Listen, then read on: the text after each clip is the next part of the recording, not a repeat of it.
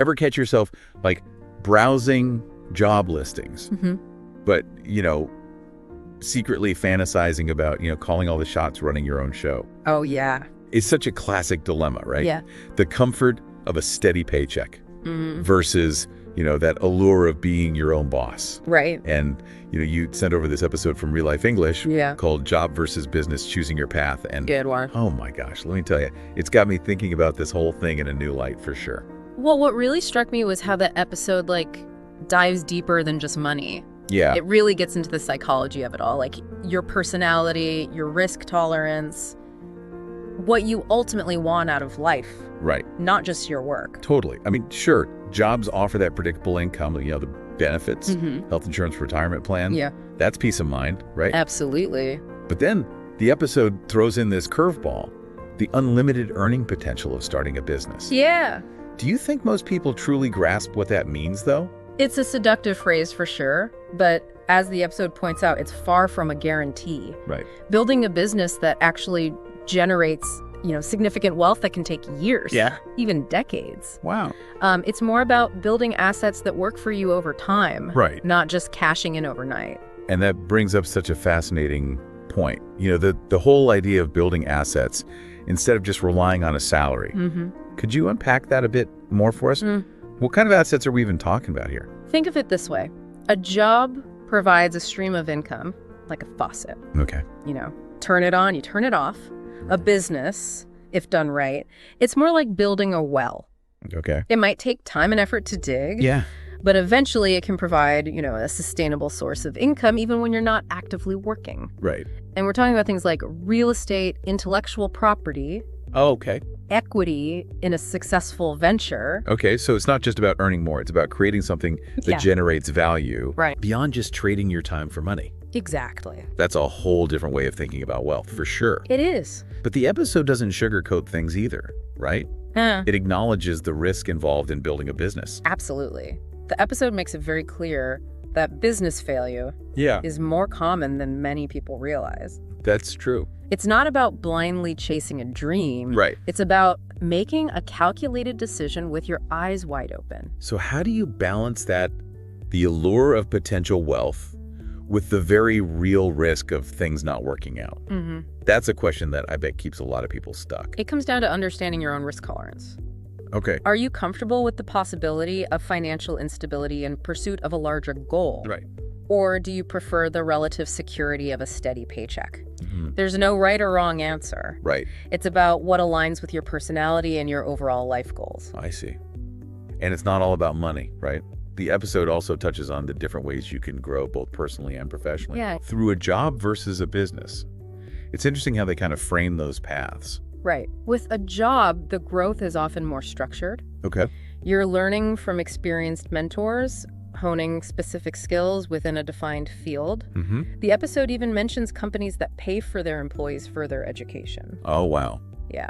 That's a huge perk that I think often gets overlooked. It is. You're essentially getting paid to develop valuable skills that could benefit you, whether you stay in that job or eventually decide to branch out on your own. Absolutely. But what about the growth that comes with running your own business? That seems like a whole different beast. It is. Entrepreneurship is like a crash course in everything. Wow. You're forced to learn on the fly, wearing multiple hats, solving problems as they come up. Yeah. It's sink or swim, and that can be exhilarating for some, utterly terrifying for others. The episode uses the phrase personal transformation to describe that entrepreneurial journey.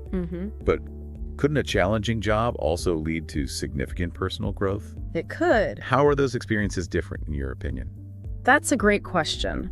While any challenging role can push you to develop new skills and perspectives, entrepreneurship often requires a deeper level of self-reliance and adaptability. Okay. You're not just executing tasks within a defined structure. Right. You're building the structure itself, making decisions that impact the entire venture. The level of responsibility and the potential for both success and failure can lead to profound personal growth. Yeah. Forcing you to confront your strengths and weaknesses in a way that a traditional job might not. Okay. So we've talked about stability, wealth, and growth. Yeah. But what about time? The episode highlights the classic work-life balance that many jobs offer. Sure. Evenings and weekends off paid vacations. Yeah. That sounds pretty appealing to a lot of people, I'd imagine.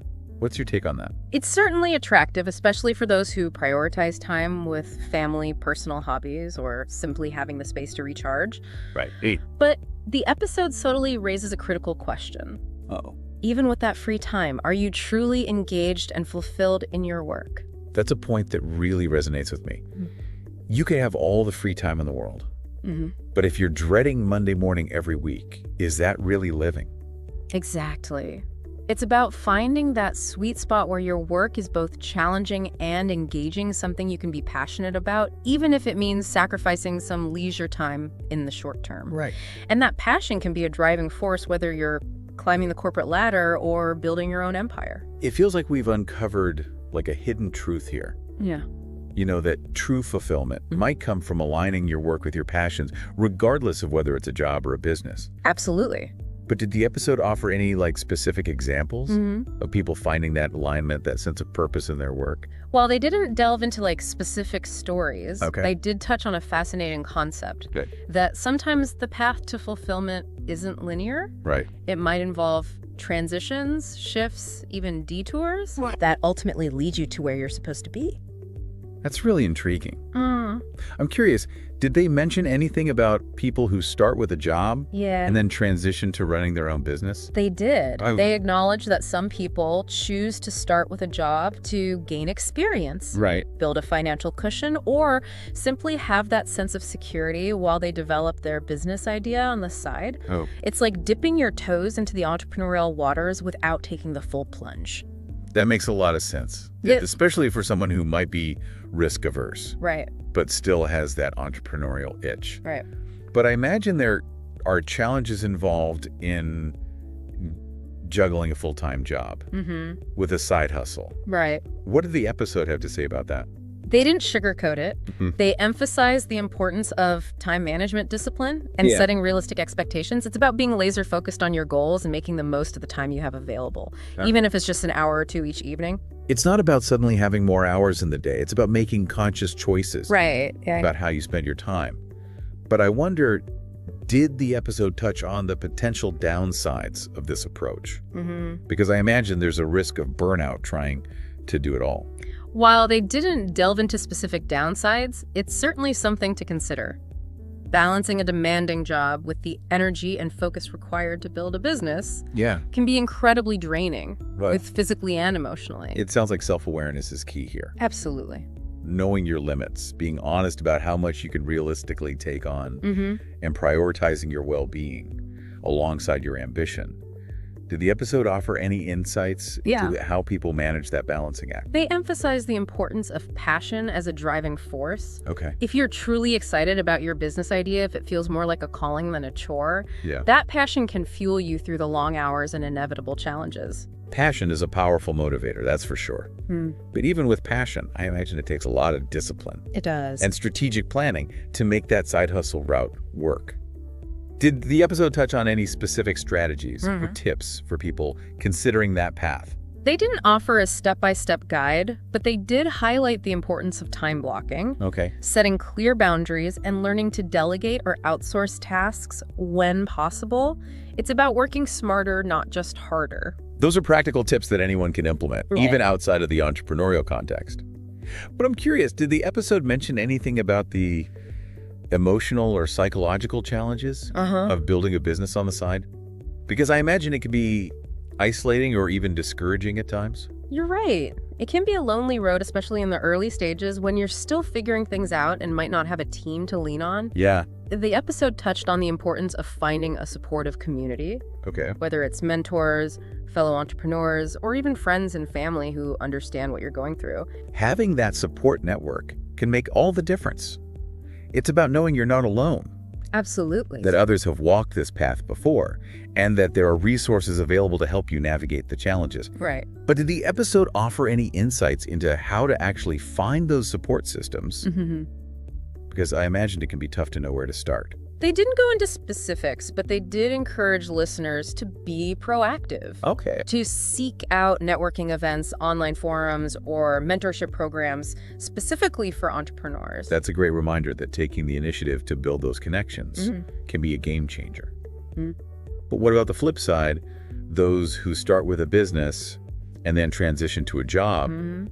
Did the episode address that possibility at all? While they didn't explicitly focus on that scenario, they did emphasize that career paths aren't always linear. Right. What works for you at one stage of your life might evolve as your priorities change. I'm really drawn to that idea that there's no one right way to approach this whole job versus business thing. It's about being open to different possibilities, being willing to adapt and change course as you learn and grow. Exactly.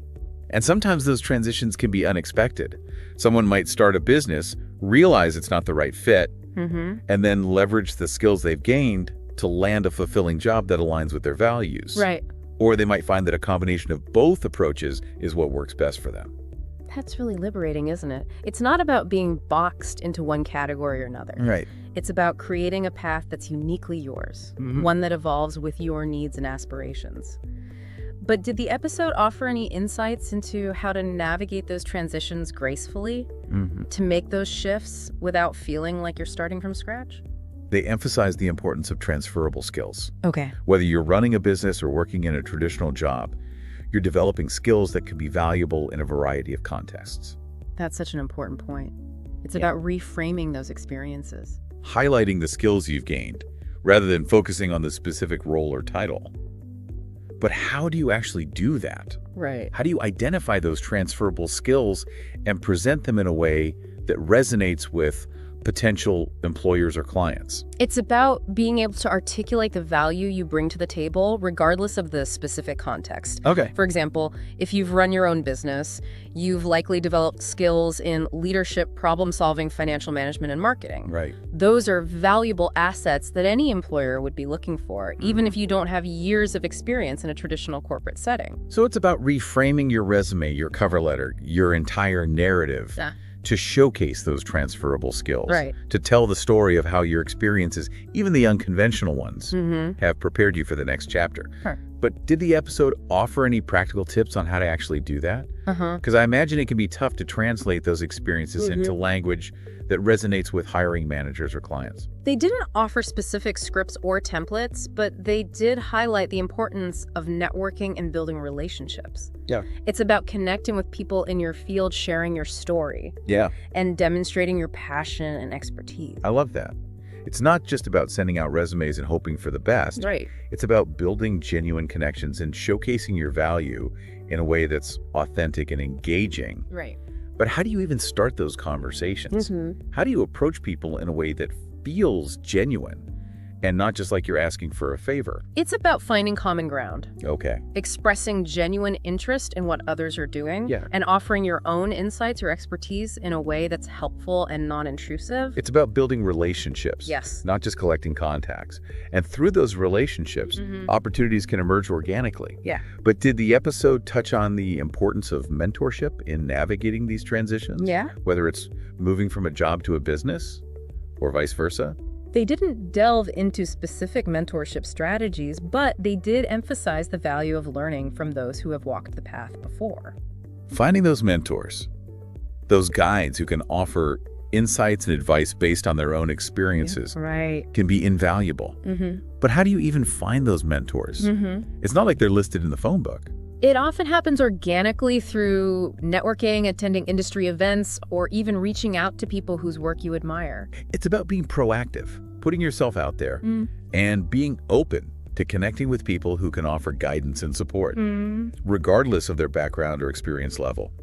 But did the episode offer any specific advice on how to make the most of those mentorship relationships? Because I imagine it's not just about showing up and expecting the magic to happen. They emphasize the importance of preparation, Okay. active listening, and asking thoughtful questions. It's about approaching those interactions with intention, being clear about your goals, and being prepared to share your own experiences and challenges. But what if you're feeling stuck or lost? Is it okay to ask your mentor for specific advice or guidance on what steps to take next? They encourage listeners to be open and honest with their mentors. It's about recognizing that vulnerability can be a strength, Absolutely. and that by sharing your struggles, Yeah. you can create a deeper connection and receive more targeted support.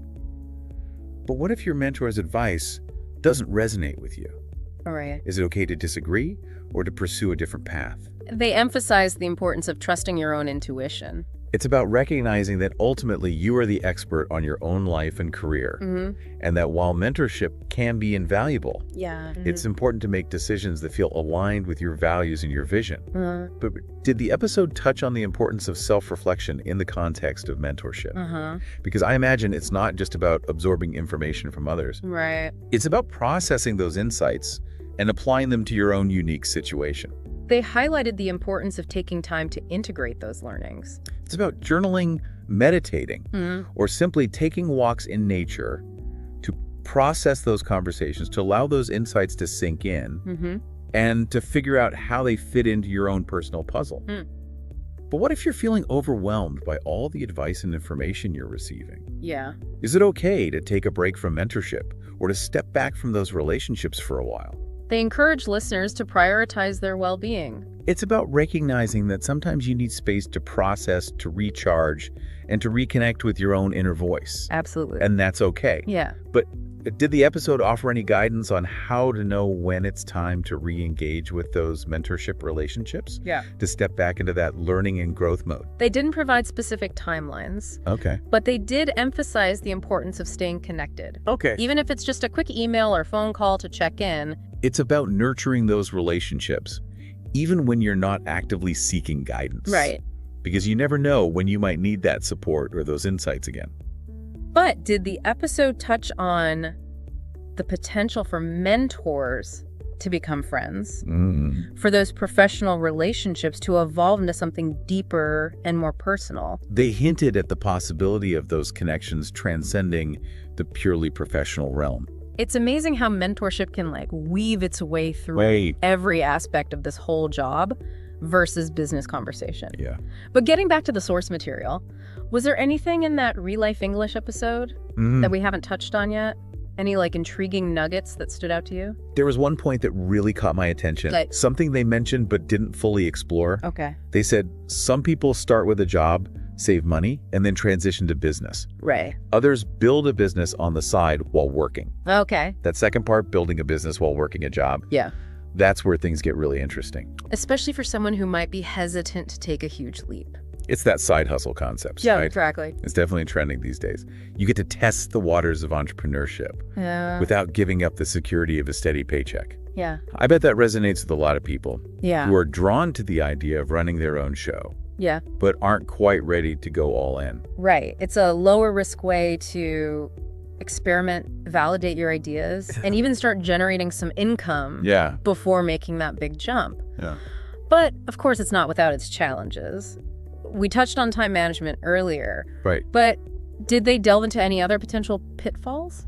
They didn't go into specifics, but they did emphasize the importance of setting realistic expectations. It's easy to romanticize the idea of a side hustle. Oh, yeah. But the reality is it requires a lot of discipline, focus, and sacrifice. You're essentially juggling two jobs, Right. which can be incredibly demanding. And that's where passion comes into play, wouldn't you say? It's that internal drive that keeps you going when things get tough, when you're burning the midnight oil after a full day of work. Absolutely. If you're not genuinely excited about your side hustle, if it feels more like a chore than a passion project, Right. it's going to be really tough to sustain that level of effort over time. Yeah, for sure. And speaking of passion, did the episode offer any insights into how to find that sweet spot, that intersection of what you're good at, what you enjoy doing, and what the world needs? That's what some people call your zone of genius, right? They didn't use that exact term, but they did emphasize the importance of self-reflection and experimentation. It's about exploring different avenues, trying new things, and paying attention to what energizes you, what makes you feel truly alive.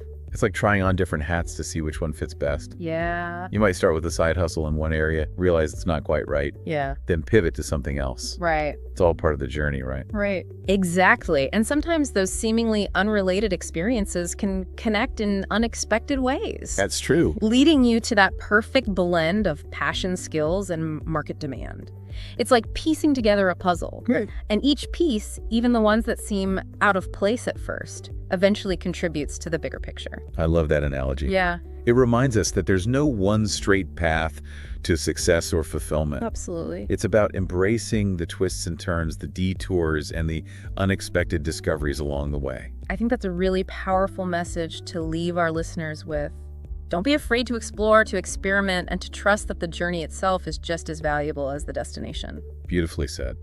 So whether you're leaning towards the stability of a job, the freedom of entrepreneurship, or a dynamic blend of both, Right. the key is to approach it with an open mind, a willingness to learn and grow, and a whole lot of passion. I agree. And who knows, maybe that's the real secret to finding lasting career satisfaction. Yeah. Embracing the fluidity, the evolution, and the endless possibilities that lie ahead. I couldn't agree more. It's been a fascinating deep dive into this whole job versus business dilemma. Yeah, it has. And I think the most valuable takeaway is this: there's no right or wrong answer. Yeah. It's about finding what works for you, what aligns with your values, your goals, and your unique path. And on that note, it's time to wrap up this deep dive. But before we go, I want to leave our listeners with one final thought. Okay. Don't be afraid to dream big, to explore different possibilities, and to create a career that feels more like a calling than a job. Mm-hmm. The world needs your unique talents and passions, so go out there and make your mark.